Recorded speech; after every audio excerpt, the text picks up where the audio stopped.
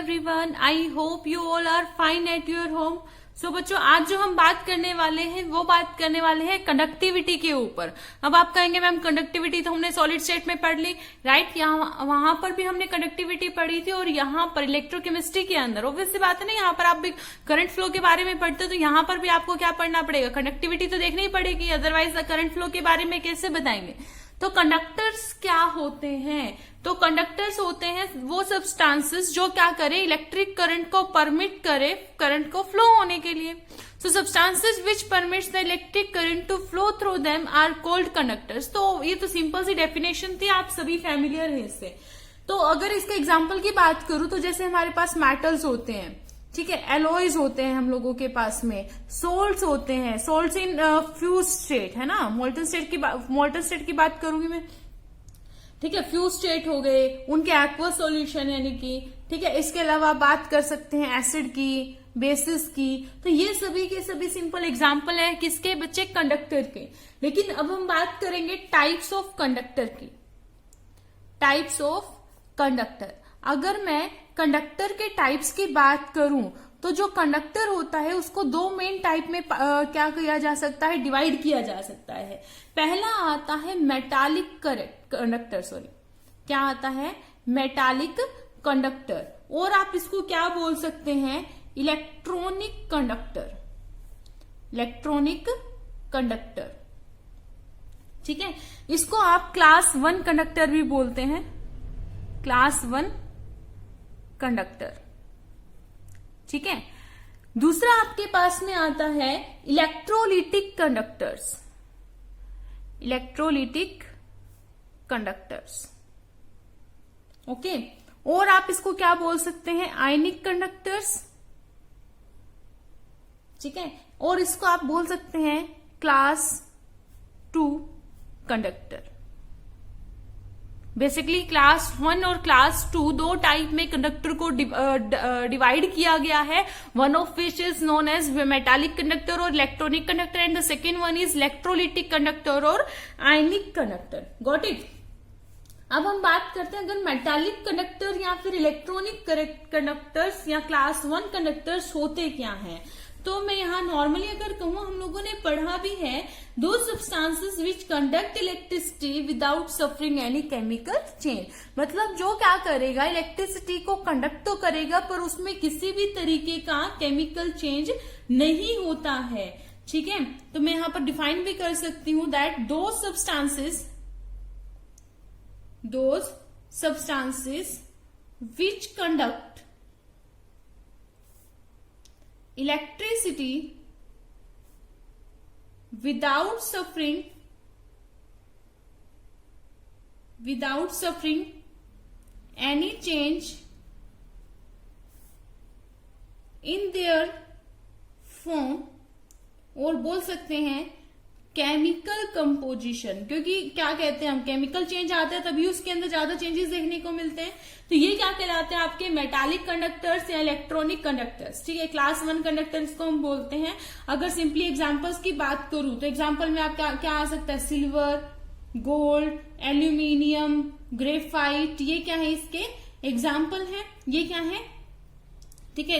हालांकि हमें पता है ग्रेफाइट क्या है, एक नॉन मेटल है, फिर भी ये कंडक्टिविटी में पार्टिसिपेट करता है. क्यों करता है वो हमने सॉलिड स्टेट में इसका स्ट्रक्चर अच्छे से हम लोगों ने स्टडी किया था. तो ओवरऑल अगर मैं यहाँ पर कहूं कि मेटालिक कंडक्टर में कंडक्टिविटी के लिए रिस्पॉन्सिबल क्या होता है, वो होता है flow of electrons.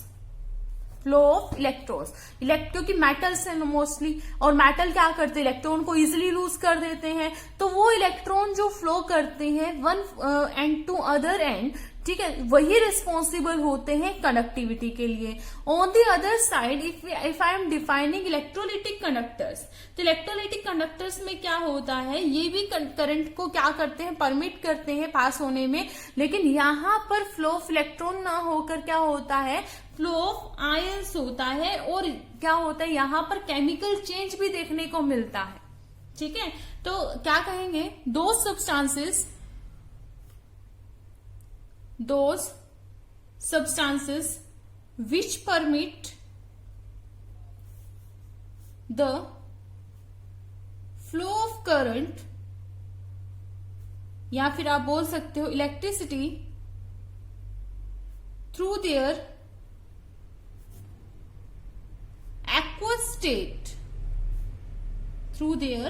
Aqueous state या सॉल्यूशन और फ्यूज्ड स्टेट भी आप इसको बोल सकते हैं, ठीक है, fused state and at the same time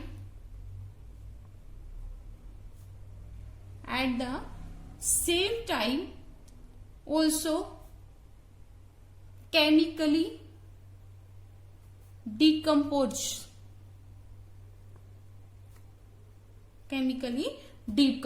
ठीक है।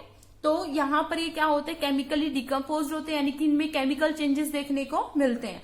अगर इसके एग्जांपल्स की बात करूं तो लाइक आपके पास में KCl है, ठीक है, तो KCl क्या है आपका एक इलेक्ट्रोलाइट है, अच्छा इलेक्ट्रोलाइट है। HCl है, ये कंडक्टिविटी के लिए क्या होता है, रिस्पॉन्सिबल। क्यों? क्योंकि ये क्या हो जाते हैं, आयंस में डिसोसिएट हो जाते हैं, K positive Cl negative, H positive Cl negative. तो यहां पर ओवरऑल अगर मैं कहूं तो यहां पर क्या होते हैं बच्चे, फ्लो ऑफ आयंस आर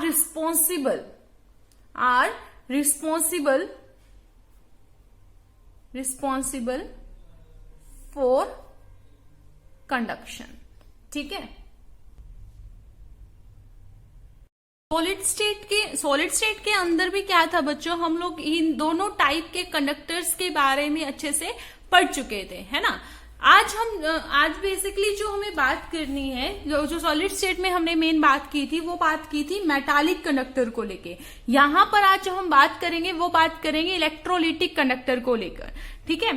तो अगर इलेक्ट्रोलिटिक कंडक्टर को और आगे हम के बारे में आगे बात करें तो ये फर्दर 2 टाइप में क्लासिफाई हो जाता है अकॉर्डिंग टू देयर डिसोसिएशन, ठीक है। उनके क्या निकाले जाते हैं, डिग्री ऑफ डिसोसिएशन। तो यहां पर मैं डिसोसिएशन की ही बात क्या कर रही हूं, फर्स्टली ये सुन लीजिए, क्योंकि डिसोसिएशन होगा तभी तो आयंस टूटेंगे, और जितने ज्यादा आयंस टूटेंगे उतना ज्यादा माइग्रेशन ऑफ आयन होगा, है ना। जितना ज्यादा माइग्रेशन ऑफ आयन होगा उतनी ही ज्यादा क्या होगी, कंडक्टिविटी होगी। तो यहां पर मैं डिसोसिएशन ऑफ आयन के बारे में बात करूंगी, आयंस के एसोसिएशन को लेकर नहीं चलेंगे। तो क्या कहेंगे, जो डिग्री ऑफ डिसोसिएशन होता है उनके ऊपर जो आपके इलेक्ट्रोलिटिक कंडक्टर्स होते हैं उनको 2 पार्ट्स में डिवाइड किया जाता है। One of which is strong electrolytes and the second one is weak electrolytes, ठीक है। आई होप इनके बारे में आपने अच्छे से सुना होगा। तो स्ट्रॉन्ग इलेक्ट्रोलाइट क्या होते हैं, दो substances which are completely ionize, जिसके अंदर क्या हो जाता है, कंप्लीट आयनाइजेशन हो जाता है। क्या हो जाता है बच्चे, कंप्लीट आयनाइजेशन हो जाता है, यानी कि पूरे के पूरे आयंस में डिसोसिएट हो जाते हैं, पॉजिटिव और नेगेटिवली चार्ज आयंस में। वीक इलेक्ट्रोलाइट की अगर मैं बात करूं तो इसके अंदर कंप्लीट आयनाइजेशन नहीं होता, इसके अंदर क्या होता है, पार्शियल आयनाइजेशन होता है। पार्शियल आयनाइजेशन होता है, तो पार्शियल आयनाइजेशन का मतलब ये कंप्लीटली आयंस में डिसोसिएट नहीं होते। अगर क्या है, स्ट्रॉन्ग इलेक्ट्रोलाइट कंप्लीटली आयनाइज हो जाते हैं तो आयंस ज्यादा मिलेंगे, तो यहां पर ये क्या शो करेंगे, हाई कंडक्टिविटी शो करेंगे। जितने ज्यादा आयंस होंगे फ्री उतने ही ज्यादा क्या होगा, कंडक्शन होगा। तो यहां पर हम क्या कहेंगे, क्या करते हैं, हाई कंडक्टिविटी शो करेंगे। और इसके अंदर क्या था, पार्शियल आयनाइजेशन होता है, कम आयंस मिलेंगे, तो ये क्या कह सकते हैं हम इसमें, लो कंडक्टिविटी हमें देखने को मिलती है। Got it. तो जैसे ही कुछ एग्जाम्पल हमारे पास किसके थे, स्ट्रॉन्ग इलेक्ट्रोलाइट के थे, KCl HCl, ऐसे ही आप वीक इलेक्ट्रोलाइट के भी कुछ एग्जाम्पल जिसमें मेनली हम लोग क्या पढ़ते हैं, अमोनियम हाइड्रोक्साइड के बारे में पढ़ते हैं, है ना। और क्या पढ़ते हैं हम लोग, एसिटिक एसिड। ये सारे के सारे क्या है, वीक इलेक्ट्रोलाइट है। तो मेन जो है आज हमें बात करनी है, वो बात करनी है इलेक्ट्रोलिटिक कंडक्शंस को लेकर, इलेक्ट्रोलिटिक कंडक्टर्स के ऊपर। तो क्या होता है electrolytic conductors, we heard the movement of ions of the electrolyte towards the positively charge electrode is called electrolytic conduction. कि जहां पर आयंस क्या है, अपने से अपोजिट चार्ज वालों की तरफ में क्या करती हैं, मूव करते हैं या फिर माइग्रेशन होता है, तो जिसकी वजह से क्या होता है, यानी कि एक तरीके से कंडक्शन ही होता है, तो ये क्या कहलाते हैं आपके इलेक्ट्रोलिटिक कंडक्शन की बात, कंडक्टर कहलाते हैं। तो ये जो इलेक्ट्रोलिटिक कंडक्शन हम पढ़ रहे हैं, तो इनके ऊपर कोई ना कोई फैक्टर अफेक्ट करता होगा कि किस फैक्टर पे ये डिपेंड करते हैं कि जिसकी वजह से ये कम या ज्यादा हो सके। तो अब जो नेक्स्ट टॉपिक रहेगा वो हमारा है factors on which the electrolytic conductivity of solution. क्योंकि यहां पर बच्चे हम सारे जितने भी हम सेल्स पढ़ रहे हैं वो क्या पढ़ रहे हैं, उसके अंदर क्या है आपका इलेक्ट्रोलाइट ही है। तो इसी वजह से हमें ये देखना है ना कि आपका जो इलेक्ट्रोलाइट है आपने यहाँ पर यूज किया है वो कैसा है, वही खराब हुआ तो क्या होगा, कंडक्शन ही पॉसिबल नहीं, क्योंकि उसकी वजह से सर्किट कंप्लीट हो पा रहा था, वरना सर्किट कंप्लीट नहीं होगा तो कंडक्शन कैसे होगा, बल्ब कैसे जलेगा, सेल कैसे काम करेगी, राइट। तो वही वो भी चीज इंपॉर्टेंट है। तो अगर मैं बात करूं यहाँ पर बहुत सारे फैक्टर्स हैं हमारे पास में जिस पर इलेक्ट्रोलिटिक कंडक्टिविटी डिपेंड करती है, जिसमें सबसे पहला आपका आता है इंटर आयनिक अट्रैक्शन। इंटर आयनिक अट्रैक्शन में को आप और क्या बोल सकते हैं, सोल्यूट इंट्रैक्शन। अब आप खुद बताइए मुझे, आपने क्या लिया, एक सॉल्वेंट लिया, उसके अंदर सोल्यूट डाला, ठीक है। अब वो जो सोल्यूट आपने लिया था, उन सोल्यूट, मान लीजिए कोई सोल्यूट लिया, उसमें सोल्यूट ए टाइप का था, उसके अंदर ए टाइप के पार्टिकल्स मिलेंगे सोल्यूट के अंदर, राइट। तो उनमें जो आपने जो सोल्यूट लिया था वो खुद बहुत स्ट्रांगली अट्रैक्टेड थे एक दूसरे से, ठीक है। मान लेते हैं कि जो यहाँ पर क्या है, स्ट्रॉन्ग फोर्स ऑफ अट्रैक्शन है, क्या है, स्ट्रॉन्ग फोर्स ऑफ अट्रैक्शन है। तो उन सोल्यूट के बीच में ही फोर्स ऑफ अट्रैक्शन बहुत ज्यादा है, तो वो आयनाइज कैसे होंगे, और आयनाइज नहीं होंगे तो क्या माइग्रेशन कैसे होगा, मूवमेंट कैसे होगा पॉजिटिव और नेगेटिव चार्ज के बीच में, और माइग्रेशन या मूवमेंट ही नहीं होगा तो कंडक्शन पॉसिबल नहीं है, ठीक है। तो यहां पर मैं बोल सकती हूं दैट क्या बोल सकते हैं, more the interaction between, interaction बोल सकते हैं, या फिर ये बोल सकते हैं more the inter ionic attractions laser will be the electrolytic conduction. तो जितना ज्यादा इंटर आयनिक अट्रैक्शन होगा उनके बीच में, उतनी ही कम क्या होगी बच्चे, कंडक्शन होगा, उतना ही कम क्या होगा उनके बीच में, कंडक्शन पॉसिबल होगा, कंडक्शन नहीं होगा, ठीक है। तो अगर हम यहाँ पर इलेक्ट्रोलाइट को डिवाइड करके देखें कि स्ट्रॉन्ग इलेक्ट्रोलाइट आप लेके चलते हैं, वीक इलेक्ट्रोलाइट लेकर चलते हैं, तो ये तो आपके पास में है, ठीक है। तो कहता है जो आपने स्ट्रॉन्ग इलेक्ट्रोलाइट लिए और वीक इलेक्ट्रोलाइट लिए, ठीक है, वीक इलेक्ट्रोलाइट लिए, लेकिन आप केसेल की बात करते तो हमें पता है इनके बीच में फोर्स ऑफ अट्रैक्शन बहुत ज्यादा है, स्ट्रॉन्ग इलेक्ट्रोलाइट भी है, और वैसे आयनाइज भी बहुत जल्दी हो जाते हैं, कंप्लीटली आयनाइज हो जाते हैं एक्चुअल में बच्चे। तो ये कहता है कि क्या किया जाए कि इनकी इलेक्ट्रिकल कंडक्टिविटी बढ़ जाए। आपने कहा कि अगर inter ionic force of attraction ज्यादा है तो कंडक्टिविटी क्या हो जाएगी, कम हो जाएगी। तो क्या किया जाए जिसकी वजह से इनकी कंडक्टिविटी बढ़ जाए, तो बस हमें क्या करना है, डेल्यूशन करना है, मोर द डेल्यूशन। जितना ज्यादा आप इनमें डेल्यूशन डालेंगे, उनके बीच में जो फोर्स ऑफ अट्रैक्शन होगा, बच्चे वो क्या हो जाएगा, डिक्रीज हो जाएगा, और जो इलेक्ट्रिकल कंडक्टिविटी है, क्या है, इलेक्ट्रिकल कंडक्टिविटी है, वो क्या हो जाएगी, इंक्रीज हो जाएगी। Got it. उसके बाद में सेकंड फैक्टर आता है हमारे पास में, वो आता है सोल्वेशन ऑफ आयंस, और इसको आप बोल सकते हैं सोल्यूट सोल्वेंट इंट्रैक्शन। ठीक है, सॉल्वेशन यानी कि सॉल्यूशन बना रहे हैं, तो सोल्यूट सोलवेट इंटरेक्शन। तो बच्चों देखो, मैं आपको सिंपल वर्ड में कहूं कि जितना ज्यादा फोर्स ऑफ अट्रैक्शन होगा ना मॉलिक्यूल्स के बीच में, हमेशा कंडक्टिविटी को क्या करते हैं, कम करते हैं।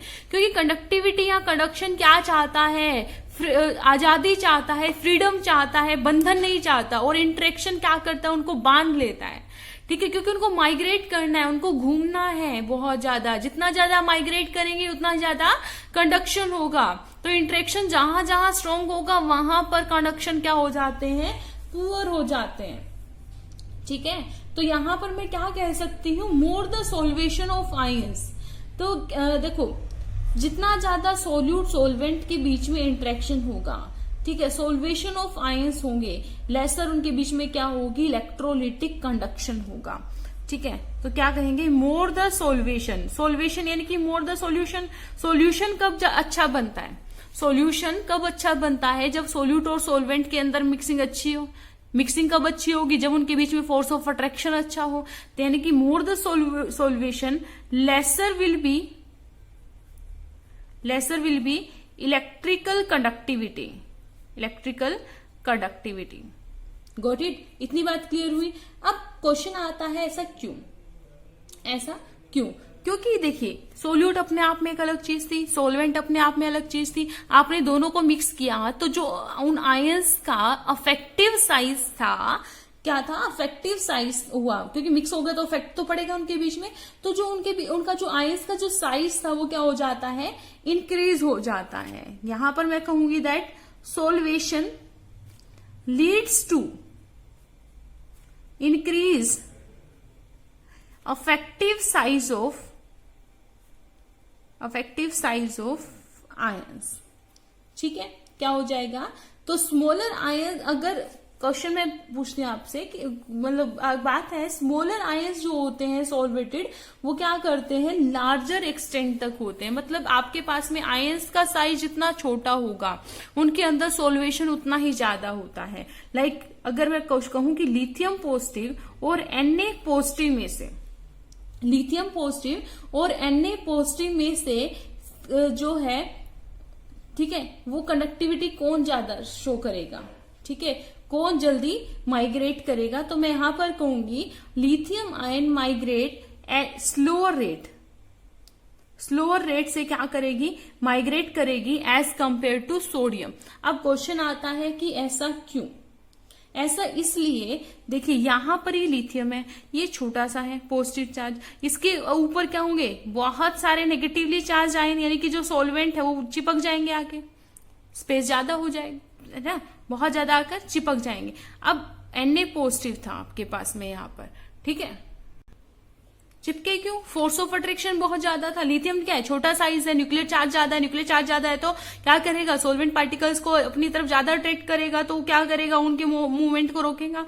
अब सोडियम है, as compare to lithium, nuclear charge इस पर क्या होगा, कम होगा। न्यूक्लियर चार्ज कम होगा तो क्या होगा, सोल्वेंट को अपनी तरफ अट्रैक्ट तो करेगा, ठीक है, लेकिन कम करेगा। यानी कि जो इसके पास में जो आयंस इसके पास में आकर अट्रैक्ट होंगे, negatively charge ion, like Cl negative के आयंस ले लीजिए, यहां पर Cl नेगेटिव के आयंस ले लीजिए, तो लिथियम की तरफ क्लोरीन ज्यादा अट्रैक्ट होंगे एज कंपेयर टू सोडियम, क्योंकि इसके पास में न्यूक्लियर चार्ज भी तो ज्यादा है। ठीक है, तो हम यहां पर बोल सकते हैं that lithium ion migrate at a slower rate than sodium. ठीक है, स्लोअर रेट से क्या करते हैं, माइग्रेट करते हैं। क्वेश्चन भी बनता है बच्चे से, ठीक है, सोडियम। अब पूछता है कि क्यों, बिकॉज द स्मॉलर, क्या कहेंगे, स्मॉलर द साइज, ठीक है, greater extent of the solution, उतना ही ज्यादा क्या होगा, उनमें सोल्वेशन की करने की टेंडेंसी होगी। दैट्स वाई जो इफेक्टिव साइज होगा वो लिथियम का, ठीक है, ज्यादा होगा as compare to sodium ion. Question पूछते हैं कई बार कि जो इफेक्टिव साइज होता है सोल्वेशन इंटरेक्शन में, वो लिथियम का क्यों ज्यादा हो जाता है, या फिर लिथियम जो है स्लोअर रेट से माइग्रेट क्यों करती है। हालांकि कुछ लोग मतलब क्वेश्चन पुटअप करते हैं भाई लिथियम तो छोटा मॉलिक्यूल है, छोटे के अंदर मोशन ज्यादा होना चाहिए, लेकिन यहाँ तो उल्टा हो गया, सोडियम में माइग्रेशन ज्यादा हो रहा है। तो ये इस क्वेश्चन का आंसर होगा। इसके बाद में जो थर्ड फैक्टर आता है हमारे पास में, वो आता है सोलवेंट इंटरेक्शन। तो एक बात तो बच्चों मैं आपको ऑलरेडी क्लियर कर चुकी हूँ, इंटरेक्शन जहां ज्यादा होगा कंडक्टिविटी कम हो जाएगी, है ना। तो हमने अभी तक क्या क्या पढ़ा, हम लोगों ने सोल्यूट सोल्यूट का इंटरेक्शन पढ़ लिया, उसके बाद में हमने क्या पढ़ा, सोल्यूट और सोलवेंट का इंटरेक्शन पढ़ लिया। अब हम बात करेंगे सोलवेंट और सोलवेंट के इंटरेक्शन के बारे में। तो सोलवेंट सोलवेंट इंटरेक्शन की अगर मैं बात करूं तो बच्चे एक बात याद रखिएगा, सोलवेंट के पार्टिकल के बीच में जितना ज्यादा फोर्स ऑफ अट्रैक्शन होगा, जो आपका सोलवेंट है उसकी विस्कोसिटी बढ़ती जाएगी। ठीक है, तो क्या कह सकते हैं, larger the interaction more viscous will be the solution। ठीक है, और विस्कस का मतलब क्या होता है, गाढ़ापन, ठीक है, क्लोजनेस बहुत ज्यादा हो जाना। और अगर उनके बीच में वो विस्कस ज्यादा हो गया, गाढ़ा ज्यादा हो गया, तो माइग्रेशन क्या हो जाएगा, कम हो जाएगा, स्लो हो जाएगा। तो जिसकी वजह से यानी कि मूवमेंट ऑफ आयन बोल सकते हो या फिर माइग्रेशन ऑफ आयन्स होगा, रेट ऑफ वो क्या हो जाएगा, डिक्रीज हो जाएगा। और अगर माइग्रेशन ही अगर डिक्रीज हो गया तो जो इलेक्ट्रिकल कंडक्टिविटी है वो क्या हो जाएगी, डिक्रीज हो जाएगी। तो इन तीनों केसेस में हम लोगों ने पढ़ा, अगर इसके बीच में क्या होता है, इंटरेक्शन बढ़ता है तब भी इलेक्ट्रिकल कंडक्टिविटी डिक्रीज होती है। सोल्यूट सोलवेंट के बीच में क्या होता है, अगर इंटरेक्शन बढ़ता है तो भी कंडक्टिविटी डिक्रीज होती है। अगर सोलवेंट के अंदर भी इंटरेक्शन ज्यादा होता है तब भी कंडक्टिविटी डिक्रीज होती है। नेक्स्ट फैक्टर आता है हमारे पास में टेम्परेचर। ये थोड़ा सा राहत देने वाली चीज है। If you increases the temperature, electrical conductivity वो भी क्या हो जाएगी, इंक्रीज हो जाएगी। ठीक है, क्यों हो जाएगी, मैं समझ के चलती हूँ कि आप इसको बहुत अच्छे से जानते होंगे। क्योंकि देखो टेम्परेचर बढ़ाने से क्या होता है, आप दो फ्रेंड्स है, दोनों फ्रेंड्स ने एक दूसरे का हाथ ऐसे पकड़ा हुआ है, ठीक है, बहुत क्लोज जबरदस्त वाले फ्रेंड्स है, और मैंने क्या लिया, एक कैंडल ली और आप दोनों के हाथ के नीचे एक कैंडल लगा दी, क्या हुआ, हाथ जला, दोनों ने हाथ छोड़ दिया। मैं दोस्ती नहीं तोड़वा रही हूँ, मैं एक बात रख रही हूँ यहाँ पर। मेरे कहने का मतलब होता है टेम्परेचर बढ़ने से पार्टिकल के अंदर मोशन आता है। आपके हाथों में क्या आया, मोशन आया। मोशन आने से क्या होंगे, यानी कि क्या हो, स्पीडअप हो रहे, स्पीडअप होंगे तो, या स्पीडअप तो अकेले ज्यादा भाग सकते हैं ना, मतलब एक बंदा अकेला भाग रहा है, एक दो बंदों दूसरे का हाथ पकड़ के भाग रहा है, तो फर्स्ट वाले केस में क्या होगी, स्पीड ज्यादा होगी, है ना। तो क्या होता है, जैसे जैसे आप टेम्परेचर इंक्रीज करते हो तो पार्टिकल के अंदर मोशन बढ़ जाता है, और पार्टिकल के अंदर मोशन बढ़ेगा तो क्या होंगे, बहुत भागने की कोशिश करेंगे, जिसकी वजह से उनके बीच में जो फोर्स ऑफ अट्रैक्शन होता है ना वो कम हो जाता है, और फोर्स ऑफ अट्रैक्शन कम होगा तो माइग्रेशन ज्यादा तो इलेक्ट्रिकल कंडक्टिविटी ज्यादा। ठीक है, इतनी बात समझ में आई। तो अल्टरनेटिवली अगर मैं बात करूं कि किन किन फैक्टर पर आपके जो है कंडक्टिविटी डिपेंड की है, तो उनमें कौन सा आया, एक तो आप कह सकते हैं nature of electrolyte, of course nature of electrolyte, जिसके अंदर हम लोगों ने पढ़ लिया सोल्यूट सोलवेंट, इनके इंटरेक्शन हम लोगों ने पढ़े। दूसरा आप कह सकते, ठीक है, दूसरा इसमें आपने पढ़ा साइज ऑफ आयंस के बारे में। साइज ऑफ आयंस इसमें पढ़ा था आप लोगों ने कि जितना ज्यादा छोटा साइज होगा, smaller the ions at a faster speed than the larger ion in the electrolytic solution. तो ये तो बात सही है कि जितना छोटा साइज होगा उतना ही जल्दी माइग्रेशन होगा, लेकिन हम सोचते हैं कि लिथियम का साइज छोटा है तो वो जल्दी मूव करेगा, नहीं, क्योंकि लिथियम के ऊपर न्यूक्लियर चार्ज ज्यादा है, फोर्स ऑफ अट्रैक्शन ज्यादा है, इसलिए वो स्लोअर मूव करेगा एज कंपेयर टू सोडियम।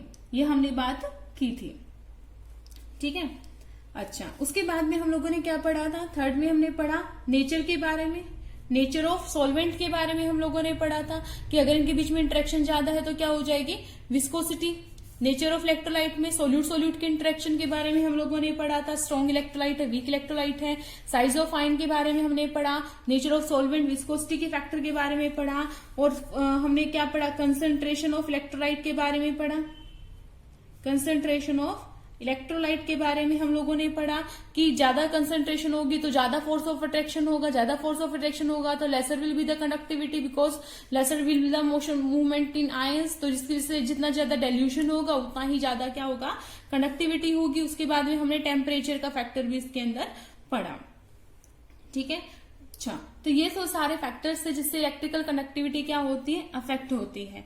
अगर बात करें कि जो आपकी इलेक्ट्रिकल कंडक्टिविटी है वो बेसिकली डिपेंड किस किस पर करती है, वो डिपेंड करती है ओवरऑल कंक्लूजन की मैं बात करूं तो नेचर हो, ठीक है, मेटल की बात करते हैं, सॉरी मैं यहाँ पर तो ये तो आपने इलेक्ट्रोलाइट की बात करी थी। अगर मैं बात करूं, अगर मैं यहाँ पर बात करूं कि जो मेटल है, मेटल की जो कंडक्टिविटी है वो किन किन फैक्टर पर डिपेंड करती है। ये तो हमने इलेक्ट्रोलाइटिक कंडक्टिविटी के बारे में पढ़ा, लेकिन मेटल की कंडक्टिविटी किस पर डिपेंड करती है? सबसे पहला उसके नेचर पे, है ना, नेचर पे।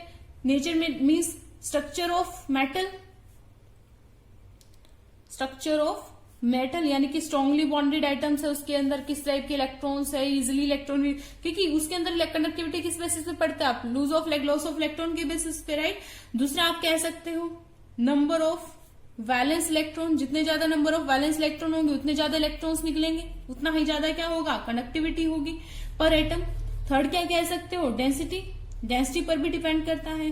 फोर्थ क्या कहेंगे, टेम्परेचर। तो हमने ये चीज पढ़ी थी कि इन केसेस ऑफ मेटल, तो देखो ऊपर इलेक्ट्रोलाइट के केस में क्या देखा था हमने कि टेम्परेचर बढ़ाने से कंडक्टिविटी बढ़ती है, लेकिन मेटल के केस में उल्टा था, देखा था हम लोगों ने कि टेम्परेचर को बढ़ाने से जो कंडक्टिविटी होती है वो क्या हो जाती है, डिक्रीज हो जाती है। सॉलिड स्टेट में हम लोगों ने पढ़ा था, ध्यान से देखिएगा। तो बेसिकली अगर मैं डिफरेंस की बात करूं किसके बीच में, इलेक्ट्रोलिटिक कंडक्टर्स और मेटालिक कंडक्टर्स के बीच में, तो पहला तो यही आता है कि इसके अंदर क्या होता है, केमिकल चेंज आता है, इसमें कोई भी केमिकल चेंज नहीं होता। देखो दोनों के दोनों कंडक्टर तो हैं, तो इनमें बेसिक डिफरेंस क्या है, ये इसमें केमिकल चेंज अक्कर होता है, इसमें कोई भी केमिकल चेंज अक्कर नहीं होता। इसमें जो कंडक्टिविटी होती है वो किसकी वजह से होती है, फ्लो ऑफ आयंस की वजह से, और इसमें किसकी वजह से होती है, फ्लो ऑफ फ्री इलेक्ट्रॉन्स की वजह से, है ना। अच्छा, अगर थर्ड की मैं बात करती हूं तो इसमें क्या कह सकते हो आप, डिकम्पोजिशन होता है न्यू प्रोडक्ट में, वही इसमें आ गया हमारा केमिकल चेंज के अंदर। और क्या बोल सकते हैं इसमें, टेम्परेचर के इफेक्ट पे, कि टेम्परेचर इंक्रीज होता है तो जो कंडक्टिविटी होती है वो भी क्या होती है, इंक्रीज होती है। इसके अंदर क्या होता है बच्चों, टेम्परेचर अगर आप इंक्रीज कर रहे हो तो जो कंडक्टिविटी होती है वो क्या होती है, डिक्रीज हो जाती है, ठीक है। तो जो इलेक्ट्रोलाइट्स होते हैं वो इलेक्ट्रिसिटी कंडक्ट कर सकते हैं in only aqueous state, aqueous state में ही कंडक्टिविटी शो करते हैं, सॉलिड स्टेट के अंदर ये कंडक्टिविटी शो नहीं करते। फॉर एग्जाम्पल NaCl, तो आपको पता है NaCl अगर सॉलिड स्टेट में है तो कंडक्टिविटी शो नहीं करता, एक्वस स्टेट में है तो कंडक्टिविटी शो करते हैं, ठीक है। लेकिन यूजुअली जो मेटल्स होते हैं वो बहुत अच्छे क्या होते हैं, कंडक्टर्स होते हैं, they are very good conductor. तो ये बेसिक डिफरेंस था मेटालिक कंडक्टर और इलेक्ट्रोलाइटिक कंडक्टर्स के बारे में। तो बच्चे ये जो कंडक्टर का जो पार्ट है ये बहुत बहुत आगे काम आने वाला है। इसके बाद में जो हमारा नेक्स्ट टॉपिक शुरू होने वाला है वो है कंडक्टेंस ऑफ इलेक्ट्रोलाइटिक सॉल्यूशन, यानी कि जो इलेक्ट्रोलाइटिक सॉल्यूशन के अंदर जो कंडक्शन है वो हमें डिटेल में पढ़नी है, जो हमारे एग्जाम पॉइंट ऑफ व्यू से, चाहे वो आपके बोर्ड एग्जाम से या फिर कंपटीशन एग्जाम में बहुत बहुत ज्यादा इंपॉर्टेंट है। सो बच्चे तब तक आप पढ़ते रहिए, अपना ध्यान रखिएगा। Thank you so much.